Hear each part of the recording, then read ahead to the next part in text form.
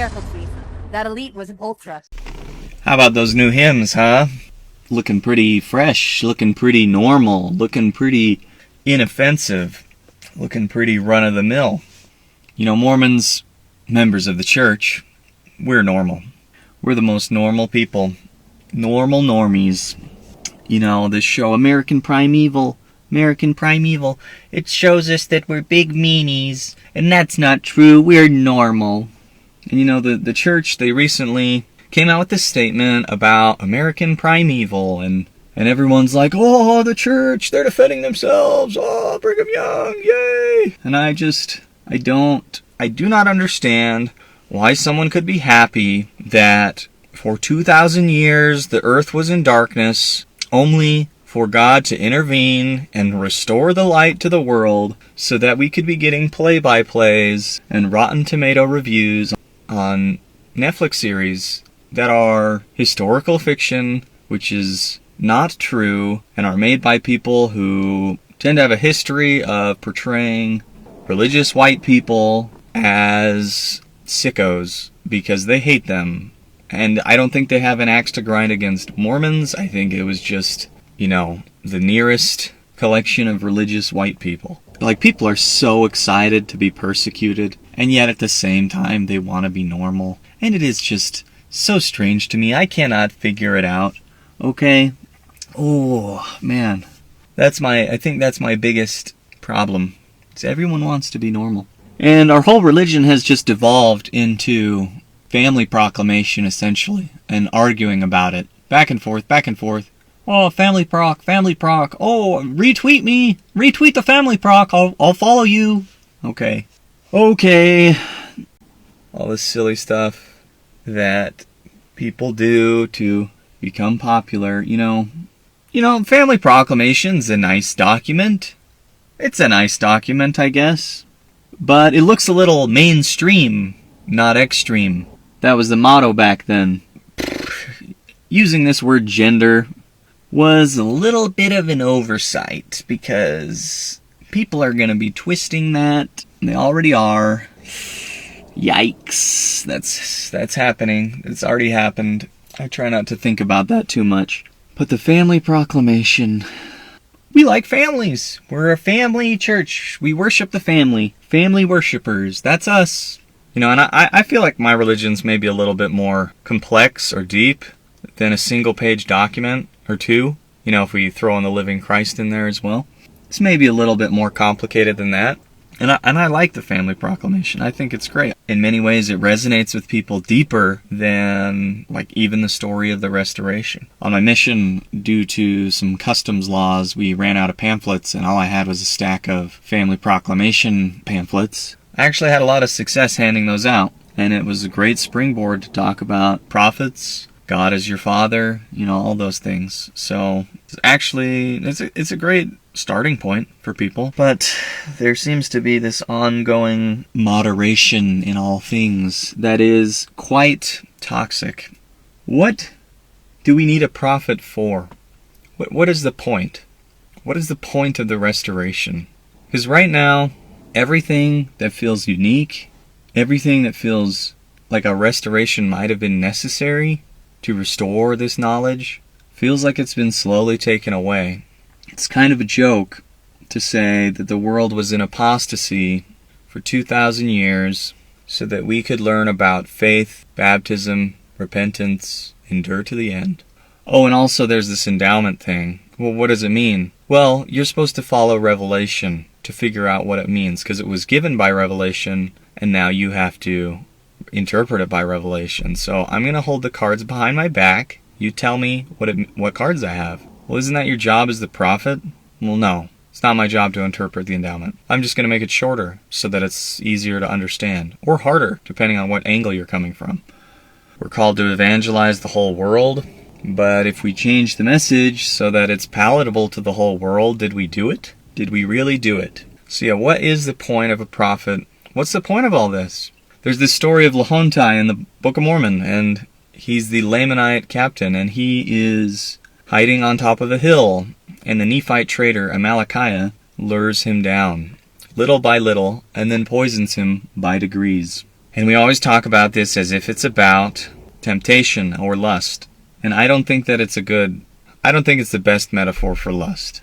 I guess maybe, but I guess it's okay. But like, if Lahontai was talking to Lahontai and Lahontai's going up the mountain and Lahontai's trying to talk himself out of it, maybe that's a little bit better metaphor. But it's not. It's a Malachiah, a traitor. Someone who does not share his goals, someone who wants him dead. And he compromises with this guy. Compromise is not a virtue. I remember watching this PragerU, you know, that demon-worshipping guy who likes to defend cheese pizza. That guy, he had Owen Benjamin on to talk about compromise, and I thought he did a pretty good job, especially considering it's a PragerU video, and that always stuck with me. And I realized, you know, that's what it's teaching here in the Lahontai, this whole Lahontai thing. It's this little by little, compromise by compromise, that you come down the mountain. The mountain is a temple. The mountain is the temple, and you're slowly coming down it, compromising with traitors. People who do not share your goals. And you feel like you're in charge. You feel like you're the one making the decisions. I'm still in charge of my army. He's coming to my demands. He says he'll be in second in command. He'll listen to what I say. Dead. Compromise is a virtue when the person you're compromising with is on your team, okay? But compromise is not a virtue. It's not a good idea. It ends up with you being poisoned, slowly, by degrees. That's what happens, okay? It says it in the Book of Mormon. And you know, it might be a virtue with your wife, provided she's on your team, which, you know, women tend to poison people a lot, so look into that. That's a joke. That's a joke. And this reminds me of the quote from... I like the quote from Terminator. I know I just complained about getting Rotten Tomato reviews on movies, but here's the quote from Terminator, and I think it's really applicable to the idea of the Church of the Devil, which is this counter-church that exists everywhere, within every organization. Any organization that has good goals, there is a counter-organization that exists within that organization that is working against it. And it is not merely a spiritual thing, it is also composed of real people who are subject to these influences. So in Terminator, they're talking about the machine that's chasing them, and they say, it can't be bargained with. It can't be reasoned with. It doesn't feel pity or remorse or fear, and it absolutely will not stop. Ever. You are dead. And that is how we need to feel about the Church of the Devil, about the false priests and tyrants who destroy, about the money that will buy up armies and navies. And that is how I feel about these powers that be that are pushing, wheedling their way into the gospel. And this idea that the 2,000 years of history went down the drain so that we could learn that Jesus loves you is just baloney. We already knew that. That is an insult to all of those people. So what did need to be restored? What was so corrupted? And it better be something pretty significant. Something like the entire identity of God is upside down and wrong. Something like that. And maybe the world is so dogmatic, and they've stripped the gospel down to the bare minimal, that it's impossible to get a message through for hundreds of years. Till we have Joseph Smith, who is not only willing, but heir to the kingdom of noble birth. And he is to lead a new people, a new church, and teach them the true identity of God, which is apparently very important. I can't remember the scripture. It says that this is the purpose of life, to know God and His Son, who He sent. Those are the two things. So who is God? What exactly is our mission? Why are we out in Utah? What are we supposed to be building? Do we really need a prophet to tell us that we're not supposed to read General Conference talks before 1970? Is that what we need? When it comes to compromising with people who want to destroy the church, with people who want to undermine your faith, with people who want your family dead, and think it's funny, right? You know the famous quote. Yeah, don't forget that, okay? We cannot be in this middle ground limbo anymore. And we have to realize that It is futile to be a moderate in this world that is so upside down and backwards, okay? We can defend the Family Proclamation all we want, but the Family Proclamation is already a cover-up, okay? It's less than what we came for. Or maybe a cop-out. A cop-out is a better word, but I'm saying that 100% seriously. I just feel like we're getting further and further away from our roots. And the Family Proclamation is just a drop in the bucket. People make videos about defending the Family Proc, and was it written by lawyers or was it written by the brethren? And I don't care, because it doesn't say anything important. It really doesn't. It's not inspired, because it doesn't say anything inspiring. Maybe it's inspired for 2025. Maybe it's profound. Marriages between a man and a woman in 2025. Maybe that's edgy, but it isn't. You know, the Supreme Court, when they ruled against gay marriage in like the 60s or the 70s, they didn't give a reason. They just said, this is the way that it has always been. This has always been forbidden, and so we will forbid it. End of story. Gay marriage is unnatural. That's all we really need to say, is it's unnatural. And that doesn't mean that it's not found in the animal kingdom. Of course it is. They're animals. What natural means is that God built this world, and He came to this world to kickstart certain processes with His own hands, and He told His children to continue those processes. That is what multiply and replenish the earth is. And if you take those divinely appointed processes and you subvert them and twist them for your own personal interests, your own personal pleasures, at the expense of everyone else, that is unnatural. And that's all we really need to say. And we can go on about, it doesn't really forbid it in the Bible, like explicitly. And it's like, well, yeah, of course it doesn't. Because that would be absurd. The big problem with the Family Proclamation is that it's too moderate, okay?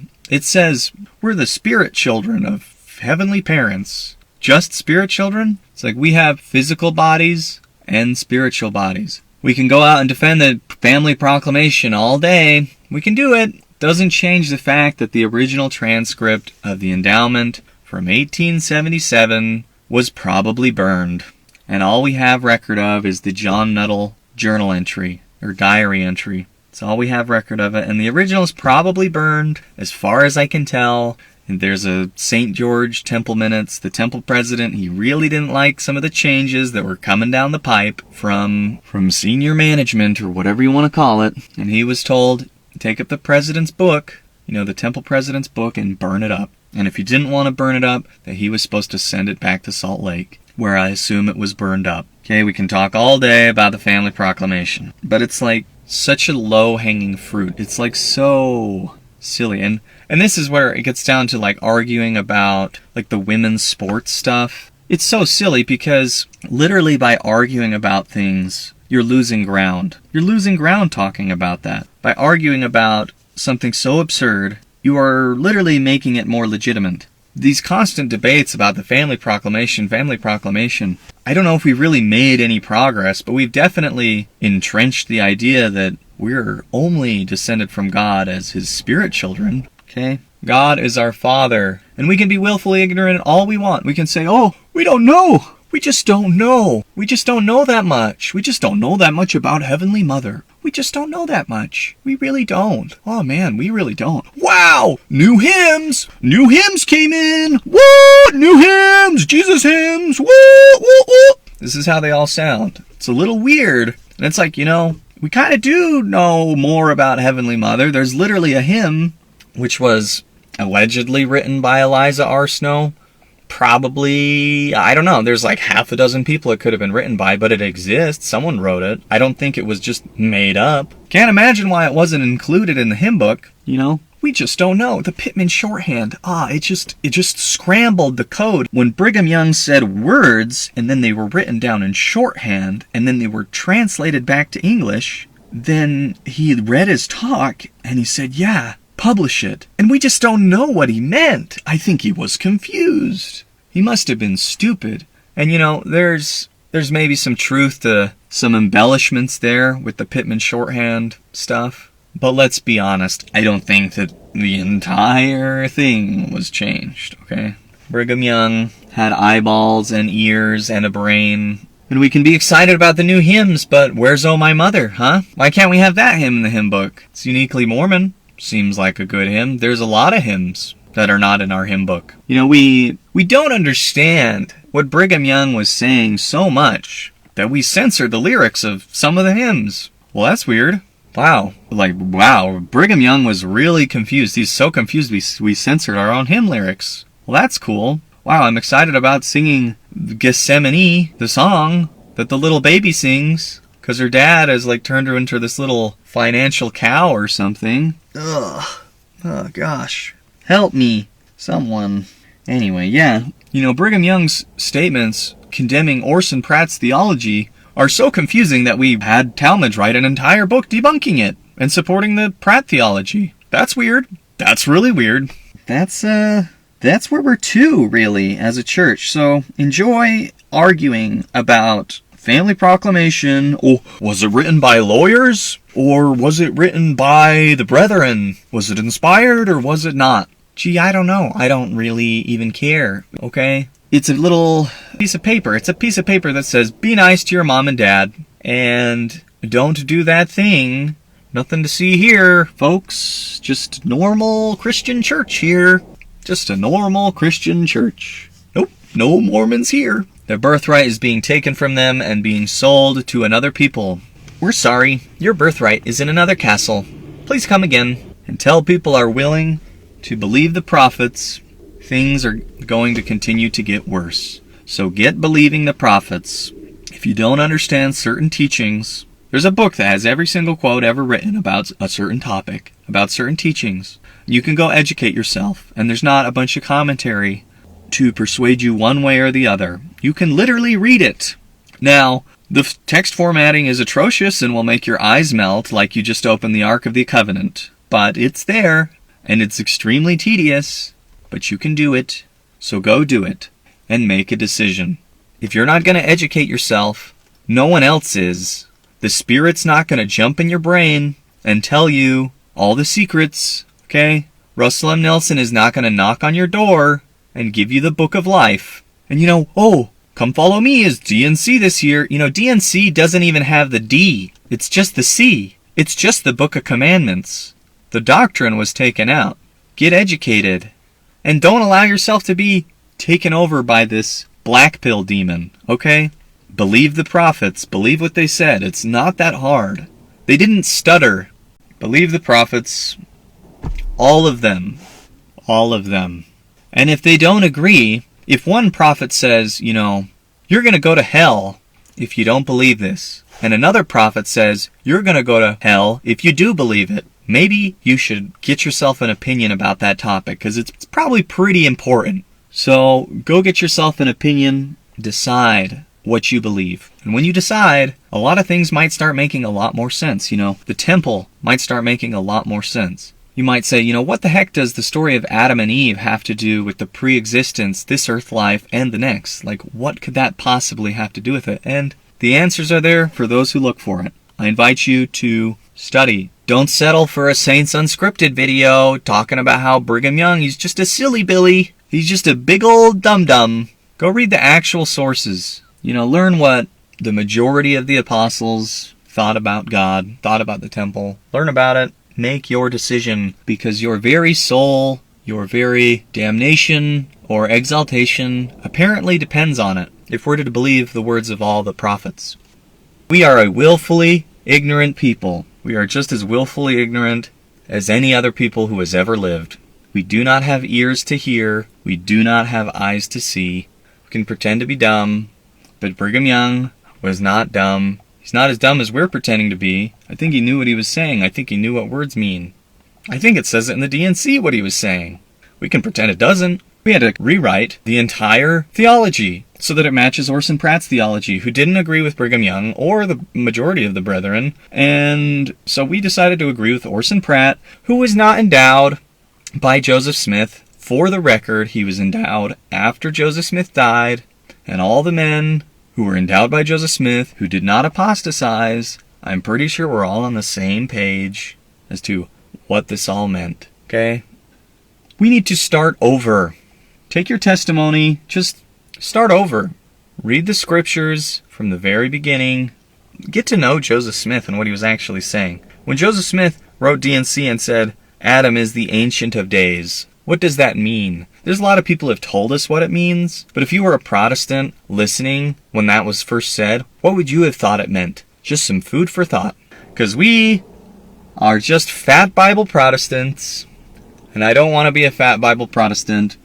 That is dumb. That is silly, and honestly an insult to Western civilization. So I'm not going to do it, not going to believe it. I want to believe in what Joseph Smith taught. I think that if there is something so critical, so fundamental, misunderstood about who God is and how he operates, that we should be able to find it if we search. So get out there and think.